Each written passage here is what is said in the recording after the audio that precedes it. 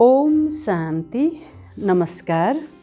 आज हामी श्रीमद् भगवत गीताको अध्याय 3 कर्मयोगको सार तथा यसको आध्यात्मिक विवेचना गर्नेछौँ। आदरणीय महानुभावहरू, निराकार परमात्माले अध्याय 3मा यज्ञ कर्मको सिद्धान्त, कर्मयोगको आचरण तथा विधिविधान र पाप कर्मको आचरण र यसको समाधानको विषयमा बताउनु भएको छ। यज्ञ अर्थात् कर्मणो अनन्त्र लोको अयम कर्म बन्धन तदर्थ कर्म कौन्तेय मुक्त सङ्गः समाचर। भगवानले भन्नुहुन्छ, हे अर्जुन, यज्ञको अतिरिक्त गरिने अन्य कर्मले जीवात्मालाई कर्म बन्धनमा बाँध्दछ। त्यसैले तिमीले यज्ञको निमित्त कर्म गर। यज्ञ अर्थात् शुभ कर्म, पवित्र कर्मलाई यज्ञ भनिन्छ। भगवानको श्रीमत अनुसार गरिएको कर्मलाई यज्ञ भनिन्छ। भगवानले भन्नुहुन्छ, यज्ञको अतिरिक्त गरिने कर्म, आसक्तियुक्त भएर गरिने कर्मले जीवात्मालाई बन्धनमा बाँध्दछ। त्यसैले आसक्तिरहित भई यज्ञको लागि शुभ कर्म गर। वास्तवमा यज्ञको अर्थ पवित्र र शुभ कार्य हुन्छ। योगी र ज्ञानी व्यक्तिको जीवन नै वास्तवमा यज्ञ हो। यज्ञ नै जीवन हो र पवित्र जीवन बिताउनको लागि गरिने शुभ कर्म नै यज्ञ हो, अथवा परमात्माको श्रीमत अनुसार गरिने सम्पूर्ण कर्महरू यज्ञ हुन्। कर्म यस्तो बनोस् जो जीवन नै यज्ञ बनोस्। जीवनमा गरिने कर्महरू कर्म बन्धन नबनुन् र कर्म बन्धनबाट मुक्त हुनको लागि तिमीले यज्ञ कर्म गर अथवा यज्ञको निमित्त कर्म गर। भगवानले यहाँ जो यज्ञको विषयमा बताउनु भएको छ त्यो स्थूल यज्ञ नभइकन सूक्ष्म यज्ञ हो। भगवानले बताउनु भएको यस सूक्ष्म यज्ञमा मानव आत्मामा भएका विषय विकारहरूलाई आहुति दिएर सम्पूर्ण सुसंस्कृत पवित्र जीवन जिउने पद्धतिको नाम हो। भगवानको विधि विधान विरुद्ध गरिएको कर्म यज्ञको विरुद्ध हुन जान्छ र जीवात्मा त्यस कर्मबाट बन्धनमा बाँधिन्छ। त्यसैले सम्पूर्ण कर्महरू परमात्मामा अर्पित गरेर कर्म गर्नुपर्दछ, तब नै हामी कर्मको बन्धनबाट मुक्त हुन सक्दछौँ। आदरणीय महानुभावहरू, यो सृष्टि कर्म प्रधान छ। कर्मको विधि विधान अनुसार संसार चक्र चल्दछ। यो संसारमा मानव आत्मालाई हुने सुख दुःख साथै यो सृष्टिमा घट्ने राम्रा नराम्रा घटनाहरूको पछाडि मानव आत्माको कर्मले नै निर्णायक भूमिका खेल्दछ। सनातन आत्मा जब परमधामबाट यो सृष्टिमा अवतरित हुन्छ तब सतो रजो तमो गुणमा बाँधिएर उसले कर्म गर्दछ। जीवात्माले यी गुणको आधारमा प्रभावमा परेर कर्म गर्दछ र जस्तो कर्म गर्दछ उस्तै त्यसले फल भोग्दछ। र यस संसारमा जीवात्माले एक क्षण पनि कर्म गरे बिना रहन सक्दैन। हिँड्नु, बोल्नु, सोच्नु, ध्यानस्थ हुनु, स्वप्न देख्नु, खानु, गमन गर्नु, यी सबै कर्महरू जीवात्माले गुणको आधारमा गर्दछ र त्यस्तै उसले फल भोग्दछ। वास्तवमा कर्म भाव प्रधान हुन्छ। भगवानले कुनै पनि कर्मको पछाडि कर्मप्रतिको भावले निर्णायक भूमिका खेल्दछ। त्यसैले भगवानले भन्नुहुन्छ, हे जीवात्मा, भावलाई विकसित गर अथवा आत्माको दिव्य मूल्यमा स्थित भएर कर्म गर। उच्च मूल्यलाई धारणा गरेर उच्च मूल्यको साथमा जीवन व्यतीत गर। अथक भएर कर्तव्य कर्म गर्नु मानवको धर्म हो र यो कर्ममा श्रेष्ठ चिन्तन, निष्काम भाव, परमात्माको स्मृति र परमात्मामा समर्पण भाव जस्ता प्रक्रियालाई अपनाउँछौँ भने यो कर्मयोग हुन जान्छ। र यो कर्मयोगलाई जीवनमा, आचरणमा र अभ्यासमा ढाल्दछौँ भने यसलाई कर्मयोगको आचरण भनिन्छ। वास्तवमा यो कर्मयोगको आचरण गर्नाले र कर्मयोगलाई सिद्ध गर्नाले जीवात्मा कर्म बन्धनबाट मुक्त भई कर्मातीत अवस्थालाई प्राप्त गर्न सक्दछ। वास्तवमा कर्मयोगको आचरण कर्मातीत अवस्थासम्म आरोहण गर्ने एक भर्याङ हो। पापकर्मको कारणले ऋणात्मक कर्मको खाता बढाइरहेको जीवात्मालाई निराकार परमात्माले सञ्जीवनी बुटीको रूपमा कर्मयोगको आचरण गर्दै कर्मयोग र कर्मयोगी बनाउने दिव्य शिक्षा दिनुहुन्छ, जसबाट जीवात्माले कर्मातीत अवस्थालाई प्राप्त गर्न सक्दछ। आदरणीय महानुभावहरू, जीवात्माले कर्मयोगलाई आचरणका रूपमा परिवर्तन गर्नको लागि कर्मयोगका आचरणका केही विधि विधानहरूलाई जान्नुपर्ने हुन्छ।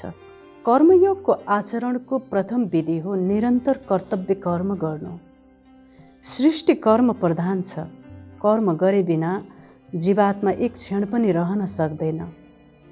कर्तव्य कर्म गरे बिना त मानिसको शरीरको भरण पोषण पनि हुन सक्दैन। यदि मनुष्य आत्माले निरन्तर कर्तव्य कर्म गरेन भने ऊ आलस्य, प्रमाद र निद्रामा बाँधिन्छ र उसबाट पापकर्मको आचरण हुन पुग्दछ र ऊ पथभ्रष्ट हुन्छ र उसले अधोगतिलाई प्राप्त गर्दछ। त्यसैले जीवात्माले निरन्तर कर्तव्य कर्म गर्नाले आत्माको शुद्धिकरण हुन्छ र पाप नष्ट हुन्छ। त्यसैले कर्मयोगको आचरणको यो पहिलो विधान निरन्तर आफ्नो कर्तव्य कर्म गरिरहनु पर्दछ।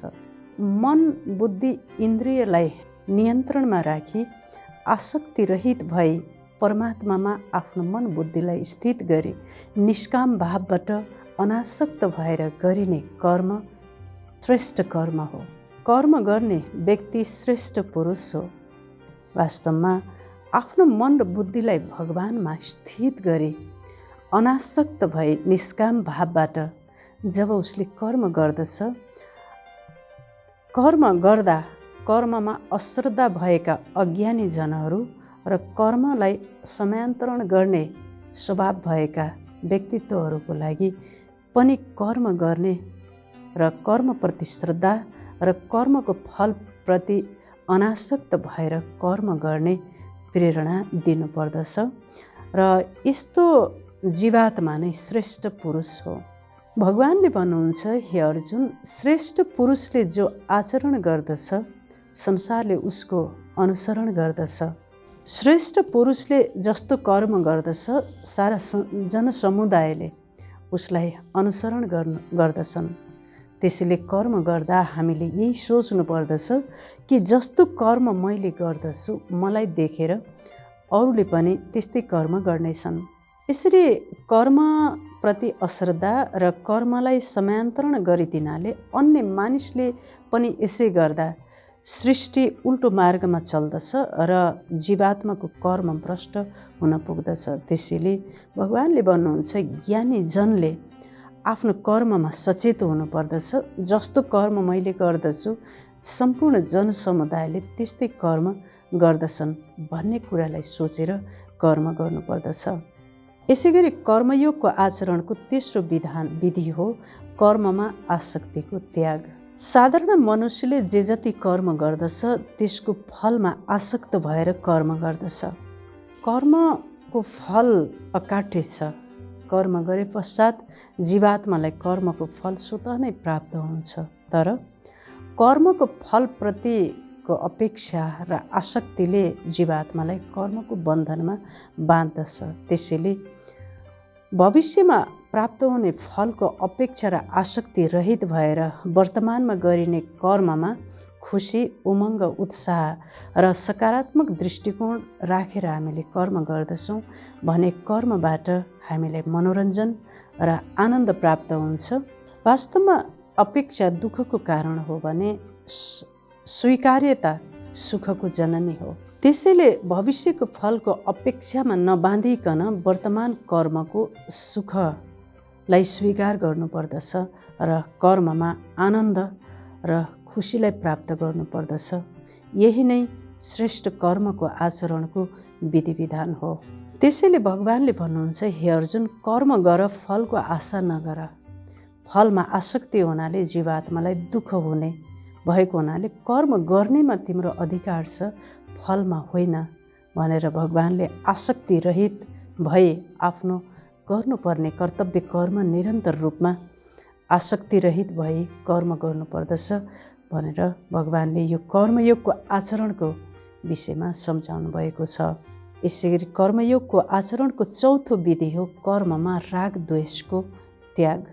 वास्तवमा कसैसँग आफ्नोपनको भाव हुनु, यसलाई राग भनिन्छ भने कसैसँग पराईपनको भाव हुनु, यसलाई द्वेष भनिन्छ। कसैसँग राग हुन्छ भने उसलाई आफ्नोपनको कारणले सहयोग गरिन्छ र मद्दत गरिन्छ। जोसँग द्वेष हुन्छ उसको लागि कर्ममा सहयोगको भावना हुँदैन र आफ्नोपनको भावना हुँदैन, विरोध भाव जागृति हुन्छ। यसबाट कर्ममा पक्षपात र अन्यायको जन्म हुन्छ, समताको नष्ट हुन्छ, जसकारण जीवात्मा कर्मको बन्धनमा बाँधिन्छ। त्यसैले कर्म प्रति राग र द्वेष कुनै पनि भाव नभइकन कर्म गर्नु नै कर्मयोगको आचरण हो। यसरी राग द्वेषबाटलाई त्यागेर समत्व भावलाई धारणा गरेर जब कर्म गर्दछ त्यो कर्मयोगमा परिवर्तन हुन सक्दछ। यसै गरी भगवानले भन्नुहुन्छ, जीवात्माले यदि कुशल कर्ममा आसक्ति भाव र अकुशल कर्ममा अनासक्त भावलाई धारणा गर्दछ भने पनि कर्ममा दिव्य आचरण हुन सक्दैन र त्यो कर्मयोगमा परिवर्तन हुन सक्दैन। आदरणीय महानुभावहरू, ज्योतिषस्वरूप भगवानले भन्नुहुन्छ, अकुशल कर्ममा अरुचि भाव र कुशल कर्ममा आसक्ति भाव धारणा गर्नाले कर्मयोगको आचरण सिद्ध हुन सक्दैन। त्यसैले जीवात्माले साना साना कर्महरूमा रुचि पैदा गरेर ती कर्मलाई योगमा परिवर्तन गर्नुपर्दछ र त्यसबाट ती कर्ममा दिव्यता, कुशलता र उदाहरण स्वरूप बनाउँदै ती कर्ममा योगलाई सामेल गर्नुपर्दछ। यस्तो सूक्ष्म कर्म, अकुशल कर्म, साना साना कर्म गर्ने व्यक्ति योगी बन्न सक्दछ र उसको बुद्धिको ताला खोल्दछ, अन्तस्करण शुद्ध हुन सक्दछ। अक्सर जीवात्माहरूले यस्ता साना साना कर्महरूलाई अवहेलना गर्दै छोडेको पाइन्छ र ठुला ठुला कर्महरूमा आसक्त भएको पाइन्छ। तर योगी व्यक्ति, जो महान व्यक्तिले यी साना साना कर्मलाई पनि उत्तिकै महत्त्व दिएर रुचिपूर्वक, उत्साहपूर्वक, दिव्यतापूर्वक ती कर्मलाई पूर्ण गर्दछ, ती कर्ममा योग साधनालाई भर्दछ र उदाहरण स्वरूप बन्दछ। त्यसैले अकुशल कर्ममा पनि रुचि, उत्साह, दिव्यता भर्नु नै कर्मयोगको आचरण हो। यसै गरी कर्मयोगको आचरणको पाँचौँ विधि हो कर्ममा अहङ्कार र कर्तापनको त्याग गर्नु। मनमा कर्तापन र अहङ्कार भाव धारणा गर्नाले मैले गरेको हो, म नभए यो कार्य हुने थिएन, म नहुँदा के हुने थियो, म भएर नै यी कार्य भएका हुन् भन्ने जस्ता अहङ्कार र कर्तापनको भानमा आउनाले स्वार्थको जन्म हुन्छ र जीवात्मा कर्मको बन्धनमा बाँधिन्छ। ज्योतिरूप भगवानले भन्नुहुन्छ, जीवात्माले कर्तापन र अहङ्कार रहित भएर कर्म गर्नुपर्दछ, तब नै उसले कर्मातीत अवस्थालाई प्राप्त गर्न सक्दछ। कर्तापन र अहङ्कारपूर्ण तरिकाले कर्म गर्दा तनको सुख, मनको सुख, धनको सुख, मान शान, प्रतिष्ठा प्राप्तिको मनमा इच्छा भइ नै रहन्छ। यो इच्छाले मनमा शान्ति, आनन्द हुन दिँदैन र जीवात्मा दुखी हुन पुग्दछ। त्यसैले कर्ममा कर्तापन, मैले गरेको हो भन्ने भावलाई छोडेर, त्यागेर परमात्मा करावनहार हुनुहुन्छ, म निमित्त मात्र हुँ भन्ने भावलाई धारणा गरी निरअहङ्कारी भएर निष्काम भावबाट कर्म गर्दा मात्र जीवात्मा कर्म बन्धनबाट मुक्ति प्राप्त गर्न सक्दछ। यसरी अहङ्कार रहित, कर्तापनको भाव रहित भई कर्म गर्नु नै कर्मयोगको आचरण हो। त्यसै गरी कर्मयोगको आचरणको 6औं विधि हो सम्पूर्ण कर्म परमात्मामा समर्पण गर्नु। आदरणीय महानुभावहरू, सम्पूर्ण कर्म इच्छा रहित, स्वामित्व भावना रहित र आलस्य रहित भए सम्पूर्ण कर्म परमात्मामा अर्पण गर्नु र कर्मको फल भगवानमा अर्पण गर्नु नै कर्मयोगको आचरण हो। यसरी कर्म गर्नु नै कर्मको श्रेष्ठ ज्ञान हो। यसरी कर्म गर्दा कर्मको आरम्भमा भगवानको स्मृति, भगवानको श्रीमत अनुसार भगवानलाई आदर्श मानेर र भगवानलाई कर्मको फल भगवानलाई समर्पण गरेर कर्म गर्नु नै वास्तवमा कर्मको श्रेष्ठ कर्मको आचरण हो अथवा विधि विधान हो। यसरी गर्ने गराउनेवाला परमात्मा हुनुहुन्छ। म निमित्त मात्र हुँ, म केही समयको लागि पाहुना हुँ, मलाई आफ्नो घर परमधाम जानु छ भन्ने भावलाई धारणा गऱ्यौँ भने मात्र हामीभित्र अनासक्त भाव पैदा हुन सक्दछ र त्यो कर्म श्रेष्ठ कर्म र कर्मयोगमा परिणत हुन सक्दछ। जो जीवात्माले परमात्माको श्रीमतलाई नमानिकन मनमत र परमतको आधारमा कर्म गर्दछ भने अवश्य पनि उसको पतन हुन्छ र ऊ पथभ्रष्ट हुन पुग्दछ। त्यसैले सदा सर्वदा हामीले परमात्माको श्रीमत अनुसार नै कर्म गर्नुपर्दछ। यसमा स्वयं तथा विश्वको भलाइ समाहित छ। भगवानले अध्याय 3मा बताउनुभएका कर्मयोगका यी 6वटा आचरणहरूलाई जीवनमा अनुसरण गरेर श्रेष्ठ कर्मको अनुष्ठान गर्नुपर्दछ। तब नै तपाईँ हामी कर्मको बन्धनबाट मुक्त भएर कर्मातीत अवस्थालाई प्राप्त गर्न सक्दछौँ। भगवानसँग अर्जुनले अध्याय 3को 36 नम्बर श्लोकमा प्रश्न सोध्नुहुन्छ, हे भगवान, के कारणबाट जीवात्मा पाप कर्ममा प्रवृत्त हुन्छ?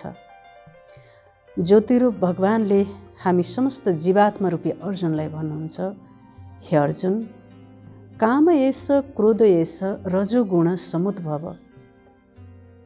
र काम विकार र क्रोध विकारबाट रजोगुणको उत्पत्ति हुन्छ। यस रजोगुणबाट जीवात्मामा पाप कर्मको समुद्भव हुन्छ। यसरी यो रजोगुणले जीवात्मालाई पाप कर्मतर्फ धकेल्दछ। त्यसैले काम र क्रोधलाई महावैरी जान अथवा काम विकार र क्रोध विकार आत्माका महावैरी दुश्मन हुन् भनेर ज्योतिरूप भगवानले हामी समस्त जीवात्मा रूपी अर्जुनलाई भन्नुभएको छ। आदरणीय महानुभावहरू, ज्योतिरूप भगवानले भन्नुहुन्छ, जसरी दर्पणलाई धुलोले, आगोलाई धुवाँले, गर्भस्थ शिशुलाई जालोले ढाक्दछ, त्यसै गरी जीवात्माको शुद्ध चेतनालाई काम विकारको मैलोले, जालोले ढाक्दछ। त्यसैले मन तथा इन्द्रियमा काम विकार र क्रोध विकारको वासस्थान हुने भएको हुनाले यिनीहरूले जीवात्मालाई पाप कर्मतर्फ प्रवृत्त गराउँदछन्। यसरी मन तथा इन्द्रियलाई ज्ञान र योगबाट नियन्त्रण गरी यी विकारहरूमाथि विजय प्राप्त गर्नुपर्दछ। भगवानले पुनः भन्नुहुन्छ, हे अर्जुन, इन्द्रियभन्दा पर मन छ, मनभन्दा पर बुद्धि छ, बुद्धिभन्दा पर अति सूक्ष्म बलशाली आत्मा छ।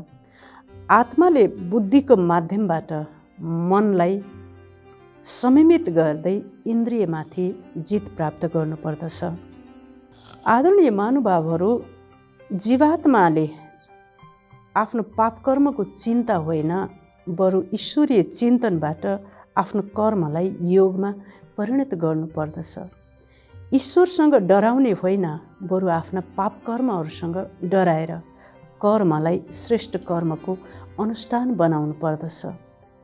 जीवात्माले भगवानले बताएको विधि विधान अनुसार, श्रीमत अनुसार कर्म गर्यो भने कहिले पनि कर्मको बन्धनले उसलाई बाँध्न सक्दैन र कर्मसँग डराउनु पनि पर्दैन र आफ्नो मानसिक स्थितिसँग पनि डराउनु पर्दैन र निश्चिन्त भएर मनमत र परमतलाई छोडेर परमात्माको श्रीमत अनुसार कर्म गर्नु नै कर्मलाई श्रेष्ठ बनाउनु, कर्मलाई सत्कर्मको अनुष्ठान बनाउनु र कर्मयोगको आचरण गर्नु हो भन्दै बिदा हुन्छौँ। हवस् त। ओम शान्ति।